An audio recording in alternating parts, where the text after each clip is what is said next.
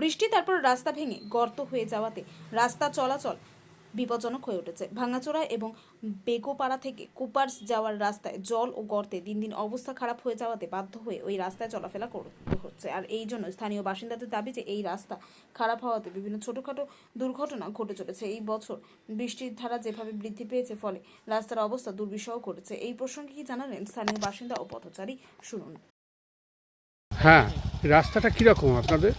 রাস্তাটা ভাঙাচোরা, রাস্তাটা গাড়ি ঘোড়া চলতে খুব অসুবিধা হয়।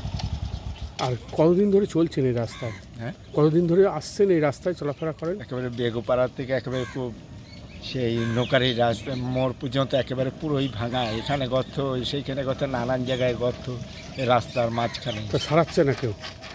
সারাচ্ছে তো না কেউ? না। আর কত বছর ধরে চলাফেরা করছেন এখানে?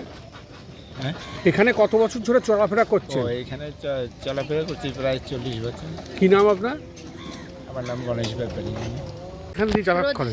তো এই রাস্তাটা সারায় না? না না না, এভাবেই আর প্রচণ্ড তো বৃষ্টি হচ্ছে। প্রচণ্ড বৃষ্টি হচ্ছে, মানে সে গর্তের আর সে শেষ নেই। আপনাদের খুব অসুবিধা খুব হতো? খুব অসুবিধা হয়, খুব অসুবিধা হয়, খুবই কষ্ট হয়। মাঝখান থেকে ওই ভেতর দিয়ে যাতায়াত করতাম, একদিন সাপের গায়ে তুলে দিয়েছি বলে ভয়ে এখান থেকে যাতায়াত করি, ভীষণ কষ্ট হয়। আর বৃষ্টি হলে তো বুঝতে বৃষ্টি পারেন হলে না। তো বোঝাই যায় না যে কোথায় গর্ত আছে কোথায় কি আছে। এই মাঝখানে একটুখানি ইট ঠিক ফেলে ঠিক করেছে, এ ঠিক তো সে ঠিক নয়। এটা কার কোন আন্ডারে পড়ছে? সেটা আমি পঞ্চায়েত বলতে না? পারছি না। এরকম ভাবে দীর্ঘদিন ধরে চলছে? এইভাবে দীর্ঘদিনই চলছে। কি নাম আপনার?